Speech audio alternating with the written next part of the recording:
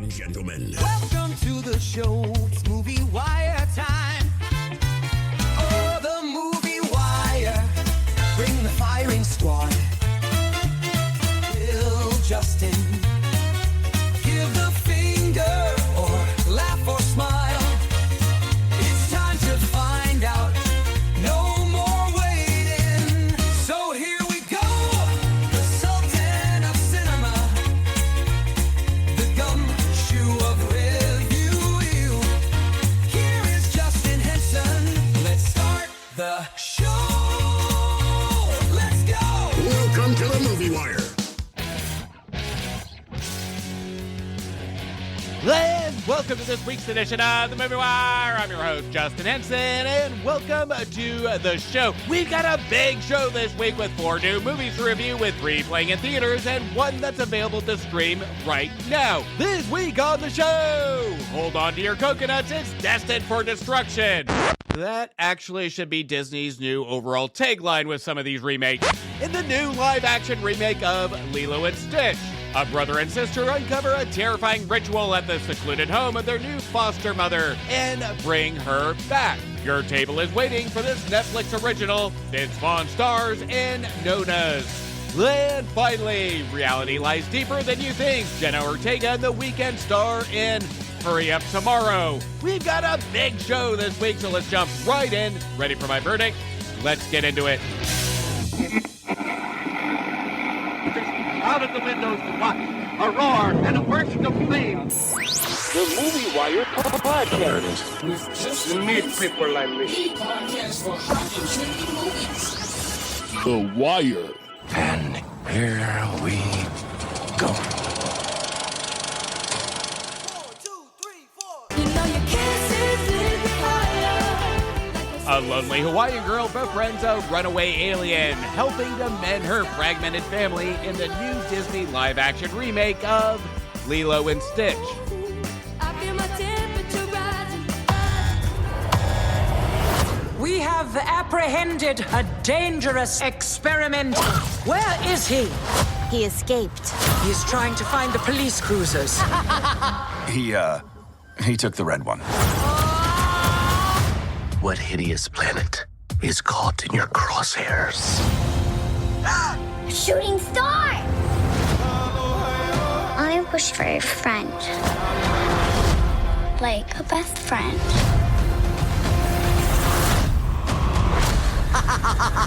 What the hell?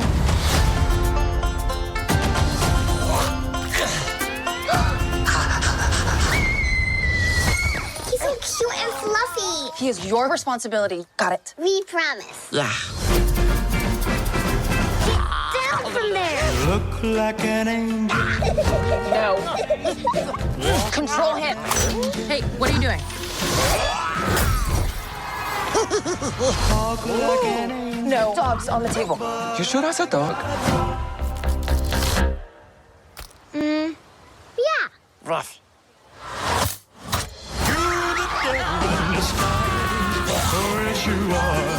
Ew. We are not keeping this thing. Ohana means family. Family means nobody gets left behind. Or forgotten. Stitch bad. Sometimes family isn't perfect. That doesn't mean they aren't good. That was close. I don't think you're supposed to drink that.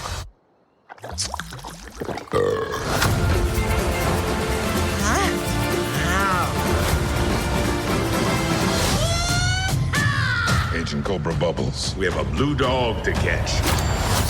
No, wait!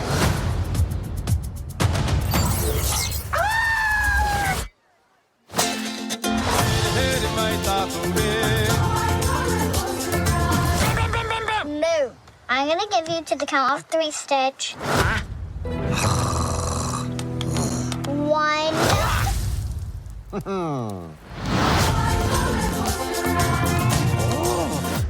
Now, there are things that cartoons can do to unlock the imagination, but there's also things live action can do to unlock more powerful emotions. And the new Disney live action remake proves both, and at times can be a strength, but other times can be a weakness. But in the end, with more fails than wins, when it comes to remaking Disney classics, Lilo and Stitch is the strongest win. Now, first and foremost, before we get into the nitty-gritty of this, let me be upfront that it is so hard not to smile during the entire runtime of Lilo and Stitch, even when we're being analytical of comparison of the original. And here is where the magic is in this production, is that it's not in the CGI-created memorable character Stitch, it's the down-to-earth chemistry and performances of our live-action characters, especially when it comes to the performance in her first film role, Mea Kaloho as Lilo, and newcomer Sydney Agudong as Nani. That open and honest may replace my current favorite Sydney over Sydney Sweeney. These two overpower the screen in pure likability and chemistry in a positive way, and that's huge compared to what should be the gimmick of our main character Stitch. This is refreshing in a live-action Disney film compared to the previous films, where this remake doesn't bank on a genie, a beast, a full CGI cast, new songs, etc., but rather goes all in on what a unique topic that Disney's trying to cover, which is family in current times, different types of families, different types of situations, and the human emotion at hand as a stake, and not a primary focus of an alien on the loose. We feel this more in the background than we do at the forefront. The original 2002 animated tale focused on Lilo and Stitch, of course, and the chemistry between these two, due to the fact of what animation can do and with the intent of entertaining children. But here, our filmmakers have to ensure they're appeasing fans, entertaining kids, and creating something new and relevant to make it feel like it needed a live-action film. And I have to say it's mostly successful in entertaining vast audiences. While it is impossible to just look at this film at face value without comparison to the original, somehow this movie made me in the moment forget the original, because it has just enough to feel fresh and add in a real human connection. But at the same time, when the film focuses a lot on our Lilo and Nani characters, the side characters that should feel more relevant to amplify the emotion, or feel like they should have more screen time, or even add a bigger emotional support leading to the climax, they feel more thrown in and backseat to everything else happening on screen. Even though the changes they made to the story, which does feel significant to feel fresh, feel more thrown in and less impactful as we get to the climax. More specifically, our Bubbles character, played by Courtney B. Vance, originally voiced by Ving Rhames, who right from the introduction to his character feels like we needed more lines, more scenes, more background. But truly what we needed is a seed planted for a crescendo of an emotional impact. Bubbles needed more lines. But at the end of the day, given the character and chemistry focus from new writer Chris Kinkania Kaladi Bright and Mike Van Weiss, new writers that focus more on the relationship of the topic of family to give a deeper example that doesn't just involve an addition to Stitch, but a wider example to show that families come in different sizes, comes with different problems, and also can have vast support. This is a message that Disney finally gets right in its messaging when it comes to their remakes. It is a message that's universal, with Stitch acting as a vehicle of support than just a marketing tool of cuteness. Yes, we are all gonna find Stitch cute, that's a given, but our writers never overdo it in gimmick, and to a point, there were moments where I felt they could have used more Stitch, or more so a build to the relationship between our characters. But instead, our Lilo and Nina characters use them as a situational piece to when things go wrong. And at times, we can get that overbearing feeling that we have seen this before. We have seen the Stitch antics before because, again, we have seen it before, and our filmmakers know that. So this is where Lilo and Nina really come into play, to build a wider emotional element here.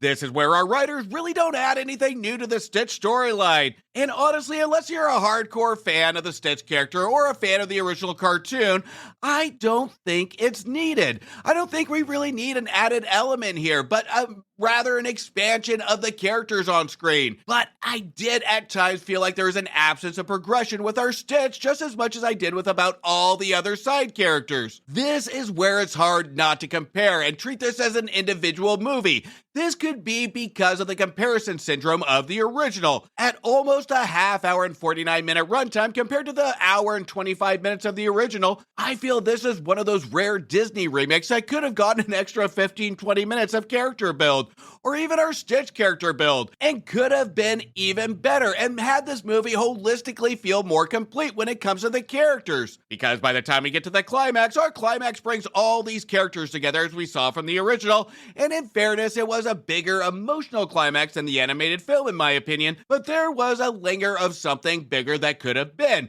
with a bigger emotional impact utilizing all the characters. But at the end of the day, it is an emotional movie given how fresh it feels and a new climax it presents, which goes into where animation can give us something bigger when it comes to the imagination piece. We don't get anything that ponders the imagination here except a portal gun that's cleverly used, and the lack of bringing something new to the table or bringing some imagination to some of Stitch's antics, and even the climax. It's a very safe climax, it's a very rushed climax, and it borderlines almost boring when it comes to cashing in on the crescendo of stakes. And I have to say it baffles me that Snow White can have a budget of over $200 million with more of a known cast, but Lilo and Stitch with a budget of $80+ million with new talents can't reach further into the imagination. We can feel limitations for Marcel the Shell director Dean Flesherkamp, where his direction is decent here, but we never take in the environment.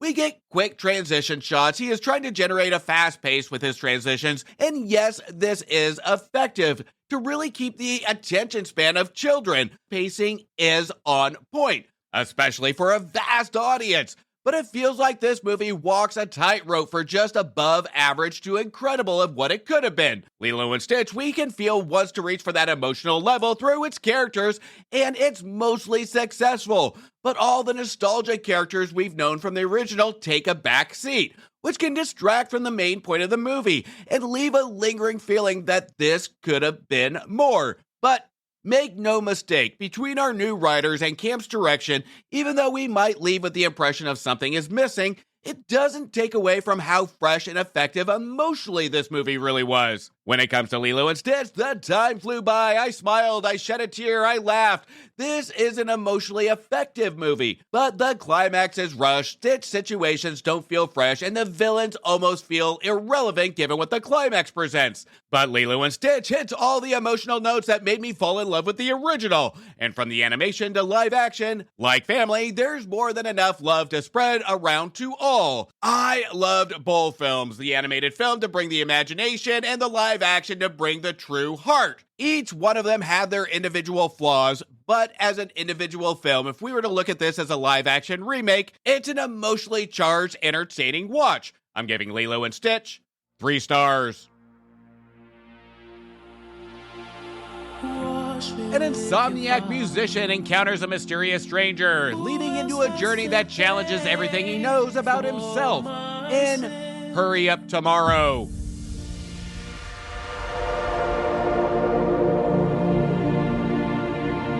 Death is nothing at all.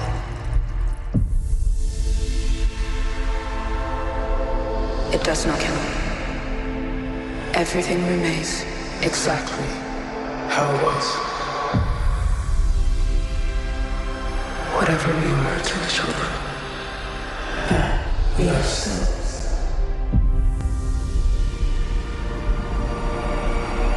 Call me by the old familiar name.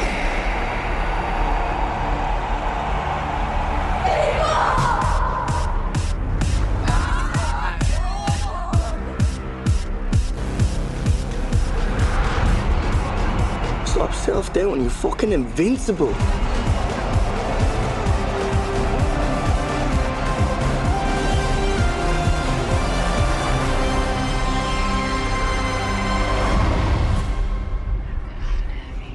I know this is all really intense, but I'm not trying to hurt you. I'm really sorry about this. I really am.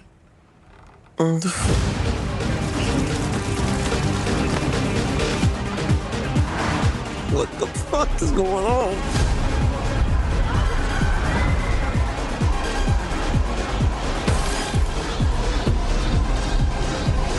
Hello?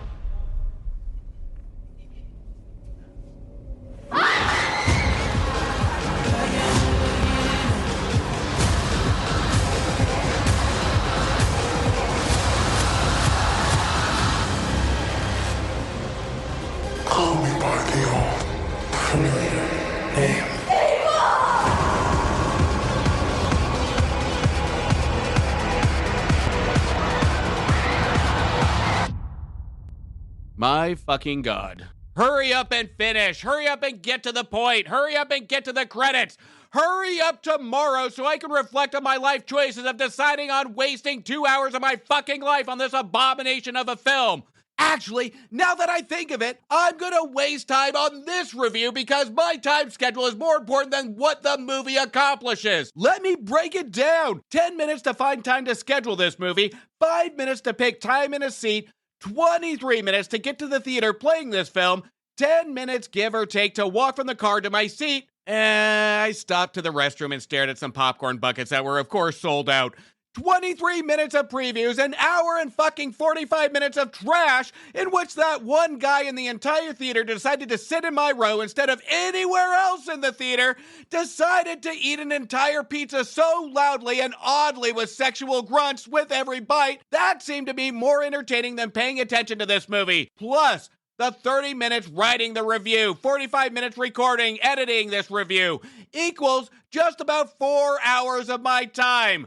Fuck this movie. This is a type of movie I would advise, please, for the love of God, don't waste your money. And I would also advise that this is one of those films that if you're not invested after 30 minutes, please, I beg you, take the loss of the ticket price and value your time. At least you will have your principles that you can reflect on and take that as a win versus a regret of why did I even fucking stay. Time is valuable. Time is precious. And I never advise to walk out of a movie. But I counted 3 separate times I got up from my seat to walk out. Now, I knew the runtime before going in. I looked at the clock and I stood by the door with 10 minutes left of the movie. I couldn't wait to get out of there the minute I could. And if I'm going to be transparent and open and honest, I'm going to say it.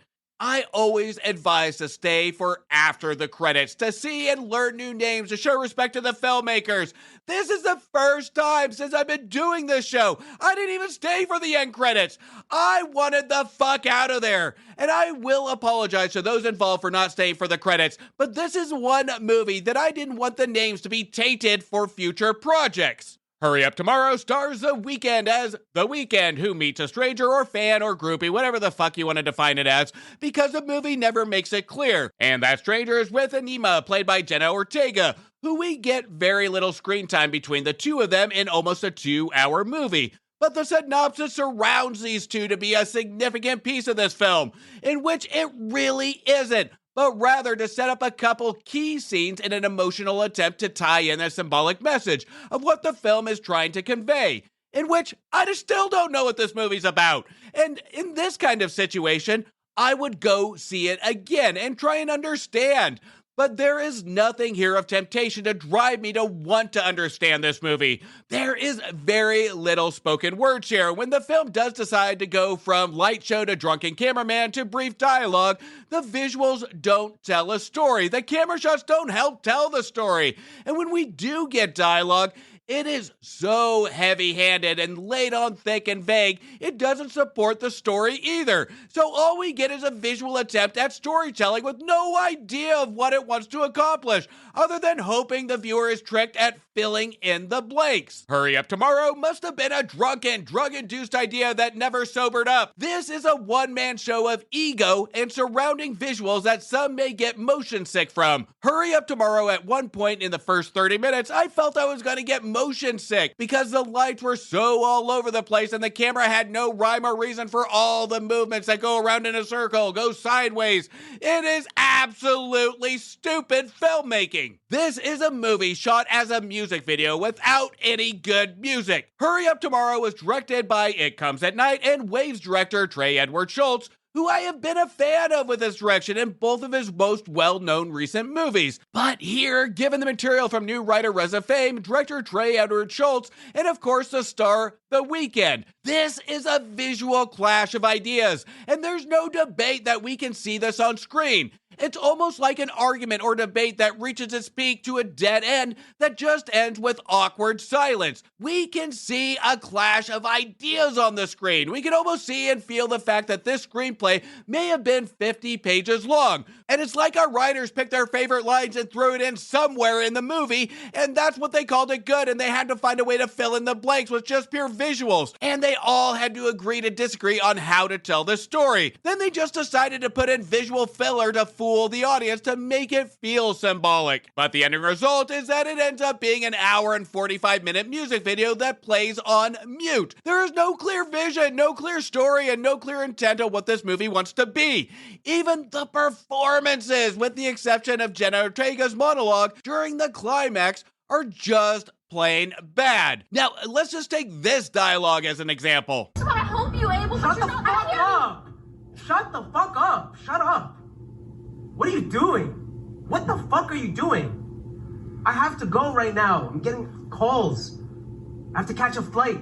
I'm on a tour. Dude, spit on that thing, you get me? With this kind of dialogue and delivery, it reminded me of The Room from 2003. Here's a brilliant idea. Let's take the filmmakers from both movies, combine them, and see what we get. Why not? Let's try it. I did not hit her. It's not true. It's bullshit. I did not hit her. Shut the fuck up! Shut the fuck up! Shut up! Oh, hi, Mark. I have to go right now. I'm getting calls. How dare you talk to me like that? You are tearing me apart! That was so bad I was cringing even recording that, but you know what? That's still gonna be a better movie than Hurry Up Tomorrow. For a Weeknd movie with Weeknd writing credits, a starring role, this is a filmmaker that was completely drunk over the weekend writing a movie. Nothing here from the direction to the performances are believable. And when we get a movie that just shoves a light show and consistent annoying camera movements at all times to us, it's not a story. It's like a child after a stressful day shouting, Ma! Mom! Mom! Mom! Mommy! Mama! Mama! Mama! What? Hi. Hurry Up Tomorrow is an absolutely obnoxious film that I couldn't pick anything positive except a brief excerpt from Jenna Ortega's monologue in the climax. The movie has limited dialogue, unclear storytelling, and it reminded me of one of those paintings that you see at a gallery with a white canvas with just a singular black dot, with a price tag of $50,000 that anybody could have made. Now, last year, I judged a film festival, and I saw a film that was over an hour long, with a middle-aged man in a tank top and boxer shorts wearing angel wings, fishing in a river with absolutely no dialogue and no music. And that movie had more relevance and meaning than this. I'm giving Hurry Up Tomorrow half a star. Let's all go to the lobby. Let's all go to the lobby. Now, before we get into the rest of the show, make sure you check out my reviews for movies that just became available to rent, buy, or stream now. Now available on video cassette. Something else is out there, and it's a better movie in Life of Ochi that piggybacks off of film's past and merely just adds William Dafoe in a Viking outfit. Kinky, receiving 1.5 stars. Be there and be square in the Minecraft movie that didn't craft the mind and has junked up my social media feed and means the frustration to receive 2 stars. And I swear to fucking God, if I hear Love a Chicken one more time, this movie goes down to 1 star. The fairest of them all is the tagline, but the internet didn't think so, in Snow White. That actually wasn't that bad. It wasn't good, but it wasn't that bad. It was good enough for 2 stars. Anthony Hopkins plays a cat and mouse game with Bill Skarsgård in a locked luxury vehicle in Lock, which was in the moment entertaining until the climax, where given our 2 fine actors, we should have gotten more, receiving 2.5 stars. The future favors the brave, and the brave was the ones that bought a ticket to yet another meh Marvel movie, and Captain America Brave New World receiving 2 stars. Human traffickers beware, it's another Jason Statham movie that we all know what's gonna happen in A Working Man. Here's a hint. He beats up and kills a lot of people. A Working Man receives 2 stars. Porky Pig and Daffy Duck are Earth's only hope in their first big screen team-up in The Day the Earth Blew Up, a Looney Tunes movie that was as loony as it was touching and entertaining, receiving 3.5 stars.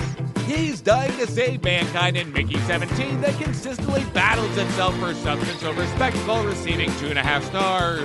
When the odds are unbelievable, show the world you're unbreakable in The Unbreakable Boy that actually shows vulnerabilities and humanity, and that makes this a hopeful and happy tearjerker, receiving 3 stars.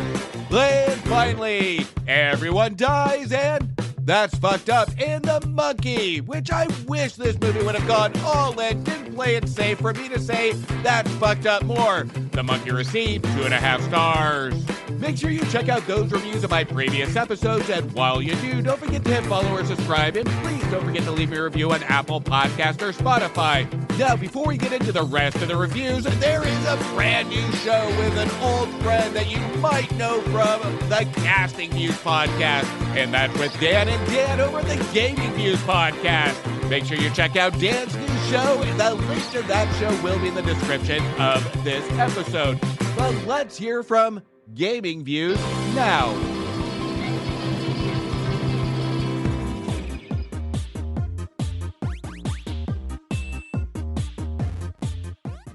Welcome to the trailer for Gaming Views. Think of it as the demo level before the real action kicks off.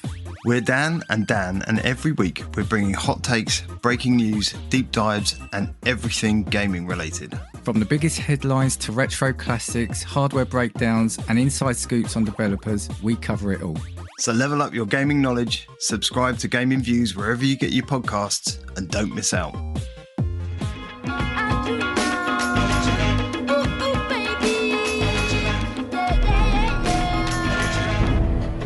A brother and sister uncover a terrifying ritual at the secluded home of their new foster mother. When the creators of Talk to Me comes, Bring Her Back.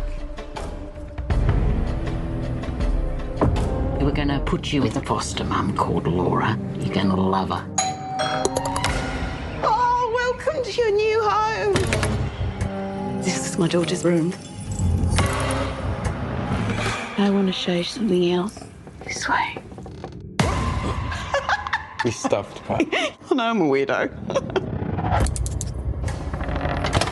How did you cope with Kathy being gone? I didn't. I think there's something wrong with Laura. Oh my God, what is it? We can bring it back. What are you doing? He's gonna bring her back. You need as much as he's gonna bring her back. I'm supposed to report how safe and reliable you are. So stay safe, stay reliable, yeah?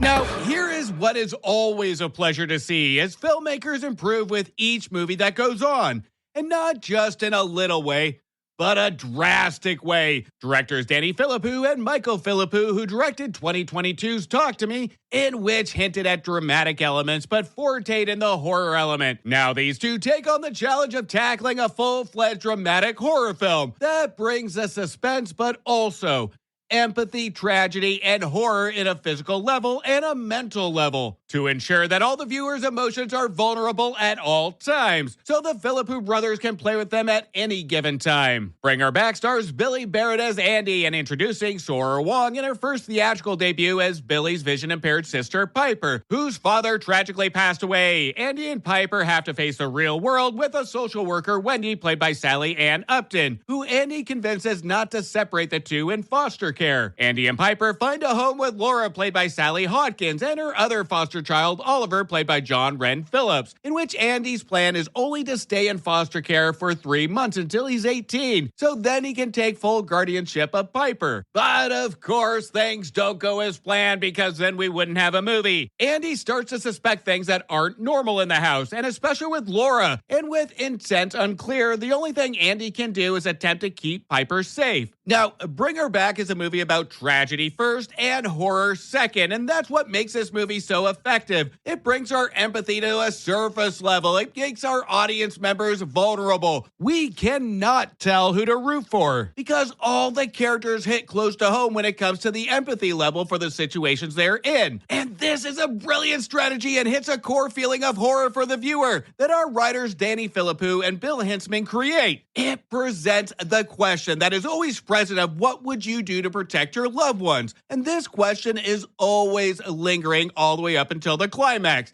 And even in the climax, this question is left unanswered because deep down, our directors and our writers know this is going to be left to the audience. This is going to be opinionated based on our emotional response. And by the time the credits rolled, you get the lingering feeling that if you look beyond the surface level, that this is the greatest unsettling fear, more so than things that go bump in the night. Bring Her Back isn't so much scary as it is unsettling, and it brings emotion and brings emotions to the forefront for the audience to dissect. Now, we do have our recycled cliche moments of nobody believing the troubled child or framing the child for actions to justify a situation for the movie and the story to move along. But then, this is what separates it. It's met with more emotion that overpowers the cliches. Sally Hodkins, known for her roles in The Shape of Water and Paddington, plays our foster parent. It is brilliantly cast and brilliantly performed to add the sweetness likability that never feels like a villain, even when her actions are questionable. This helps add a question mark to the intent and motivation of this character. The writing here is spot on. The writing here helps build the support. It builds the suspense. The justification of why, the justification of what becomes her motives that aren't hidden for suspense, but rather the how and the what. She delivers a performance that is both haunting and heartbreaking. She brings a depth to Laura that makes her both sympathetic and terrifying. But the situations are terrifying. The person is sympathetic. This is a tricky balance to execute on screen, and it happens here. Her portrayal of a mother consumed by grief is compelling, and her descent into obsession is both believable and chilling because, again, we add that relatability factor of a loss of a loved one. And this is what makes it more terrifying during the runtime. We morally try and justify her actions based on the tragedy she has faced. But then we are torn because all parties involved have faced tragedy. So who do we root for in here? There is no answer to that. There is no correct answer to that because this is the biggest motive to get us engaged into this movie and feel for this movie. Now, the dialogue and the story is the main driver here, but what really does support this vision of our filmmakers is our new talent that just feels raw and real. Billy Barrett and Sora Wrong, though relatively new on screen, they hold their own, especially against Hawkins. Barrett's portrayal of Andy is layered with drama, capturing the character's intent, the motives, the love that he has for his sister, while recognizing the past to justify actions and care for Piper, and a growing fear as the situation escalates, where he doesn't know if he can protect her. Then we get to Sora Wong's performance as Piper, who adds a sense of vulnerability to the film, but also showing dramatic strength in the background. And this is supported with the fantastic chemistry by Billy Barrett. The chemistry between these two new stars stay with you from scene to scene and well after the credits roll. Now, when we have a visually impaired girl in an unfamiliar house with new situation, this is where the sound is very prominent. It has to be prominent. It has to be extremely important to help support and understand for Piper's situation. And the Sound Here team does a fantastic job on bringing us into Piper's world, and the world of not just vision, but observation. This helps create a world that we can feel alongside Piper, that we can actually hear along with her. From creaking floors to the phone ringing to the pouring rain, that the rain can symbolize even isolation for Piper, since noise and sounds is what she relies on. That noise of rain pouring down on the house and outside on the sidewalk in the mud, that noise of the pouring rain drowns out every and all noise of familiarity of the house. Bring Her Back sucks us in as a meditation on grief and the human desire to undo tragedy. Laura's obsession is relatable given tragedy, and this film explores the destructive nature of this obsession. The Philippoos have stated that this film was inspired by a real-life tragedy, and this personal connection adds to an authenticity and the betrayal of grief. Bring Her Back is not a film for the faint of heart, and it's not because of gore or violence necessarily. It has been rated R for strong, disturbing, bloody, violent content, some grisly images, graphic nudity, underage drinking, and language. The film's graphic content is never out of place. It serves as an underscore to the emotional and psychological horror at play, to add to the tragedy that we see play out throughout the movie. This is more emotionally unsettling, more emotionally grappling than it is visually graphic. This is a movie that delves into the psychological toll of trauma. This is a haunting, and I'll say it again, an unsettling emotional journey of grief, obsession, and the supernatural. The Philippou brothers have crafted a film that is both emotionally powerful and emotionally terrifying. With standout performances from Sally Hawkins and the talented supporting cast, this is a film that won't jump out and say boo, but rather hit an emotional core. All the character interactions are met with tension, and the line between reality and delusion becomes increasingly blurred, and the writing fills in the blanks with emotion and justification. And how the viewer relates to that justification will be up in the air for interpretation. Which brings the supernatural elements serve as a metaphor and a foundation for the character's internal struggles. And the film's outcome will allow multiple interpretations based on the viewer's relatability. This is almost a choose-your-own-adventure of horror. And this is also a choose-your-own-adventure of an emotional journey. And I said this with a recent movie, Presence, that it is advertised as a horror movie, but at the same time, this one will hit a different kind of fear, a different kind of horror, an emotional one. So I will say it one last time for those that want to go see Bring Her Back with a set level of expectation. Bring Her Back is more of a tragic drama than horror, but given our filmmaker's skill of emotional build and suspenseful build moments of how and what's going to happen next, not situational, but character-wise, makes this the most tear-jerking horror movie I can think of in recent memory. Even up until the last 5 minutes of the film, we are more concerned than horrified. This is a movie that banks on our inner emotions and empathy to generate a feeling of fear, suspense, with some blood and gore in between. This is the Exorcist of this generation. That's not going to be a masterpiece, but it hits all the suspenseful, the horrific, and emotional notes. It does a lot right here. Even though the situational moments and elements are predictable. But that's not the intent of our filmmakers. It's not the intent of the story to show us all of its cards to be another generic horror movie. They allow this so we can empathize and spend more time with our characters more. So we know what's going to happen, and we are paying attention to the characters' actions, not the cliche situations. Bring Her Back is a new breed that introduces emotional horror. I'm giving Bring Her Back 3.5 stars. After losing his beloved mother, a man risks everything to honor her by opening an Italian restaurant with actual grandmothers as chefs in the Netflix original, Nonnas. No matter how old you are, there's nothing worse than losing your mom. Thank you so much for remembering me with the fruit basket and all the tangerines and stuff. I lost my cat last year, so I understand the grieving process. I'm sorry about your cat, I didn't know. Break's over. I'm going through my mom and Nonna's recipes, and then I realized food is love. So I want to open an Italian restaurant.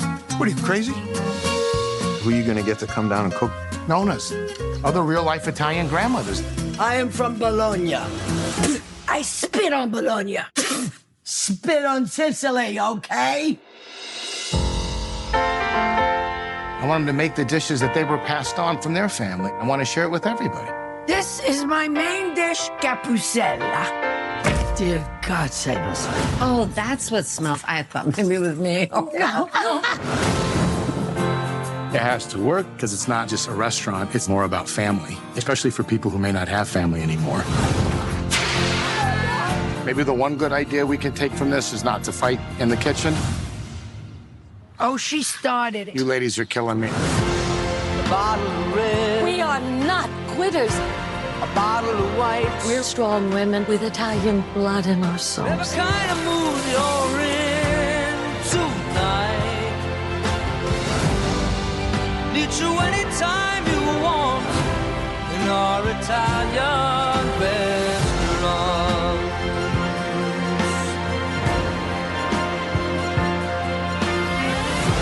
The only thing that you're going to regret are the moments that you did not take.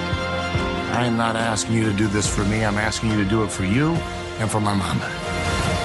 You using Catholic guilt on me? I learned it from the best. Right on. A bottle of red, a bottle of white. Now, it's a rarity that a film, especially on streaming, invites you into every sweetness, every feeling that it wants its characters to feel. For a film to make us smell what's on screen, to feel the warmth, and just like at the end of a big dinner with good company, make us lay on the couch with a memory of fondness, and also makes us oh so hungry by the time the credits roll. Just a couple of weeks ago in an episode, I questioned why I should keep my Netflix subscription.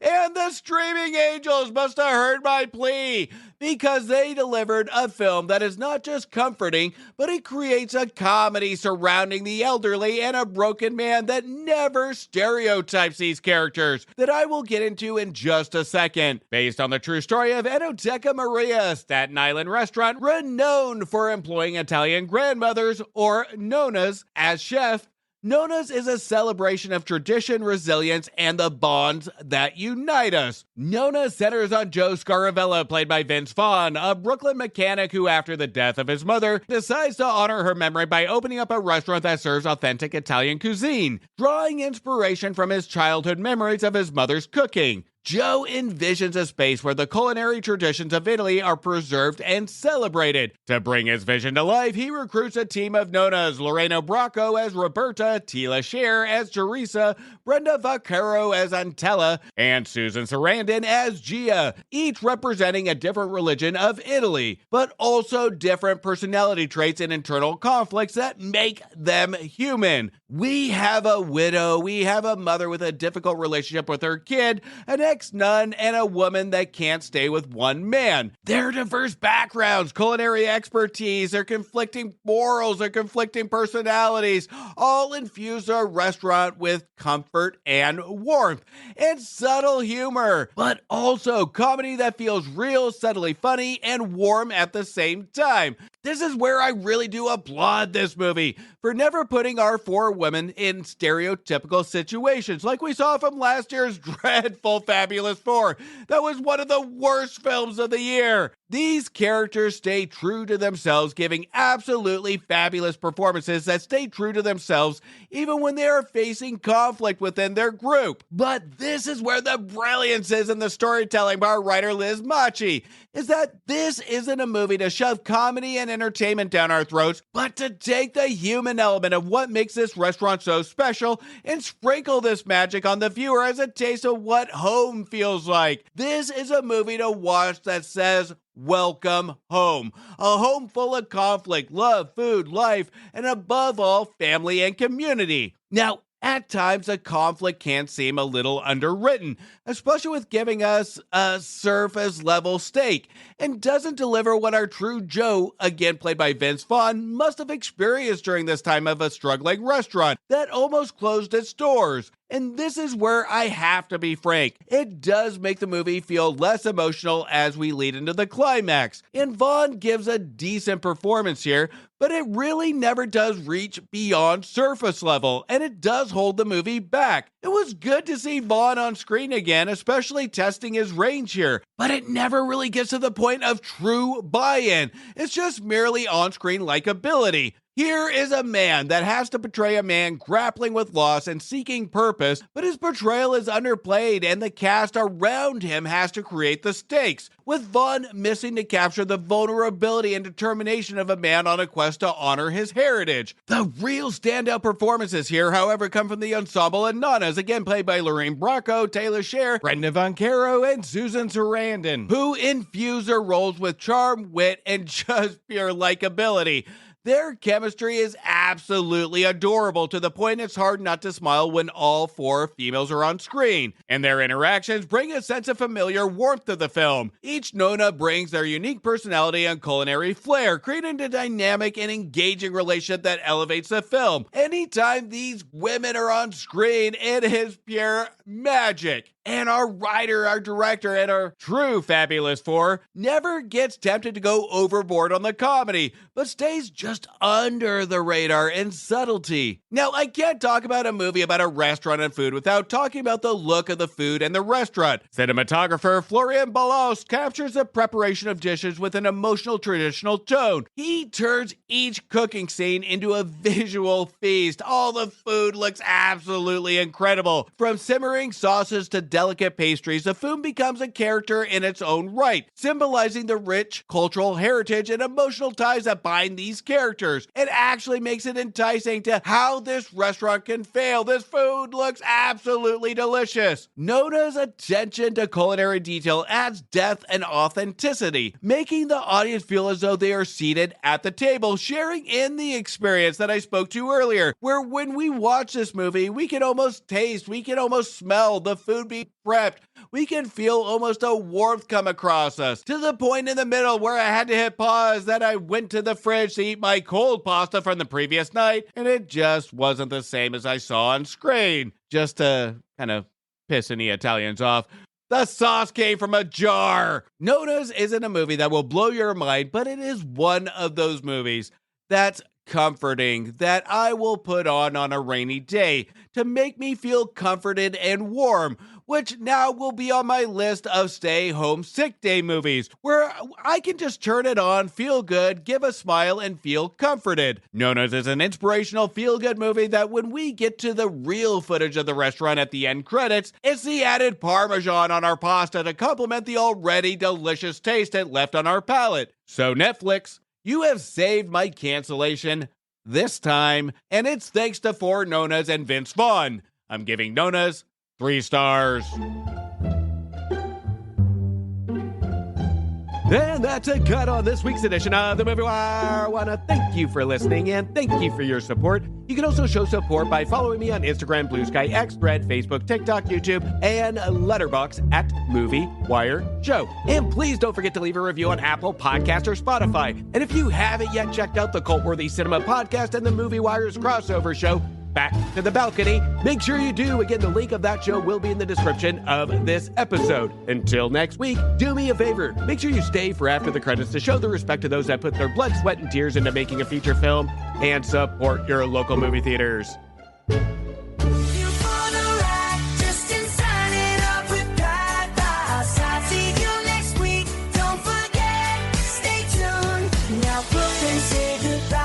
Thank you for bringing me to the movies. Let the credits roll.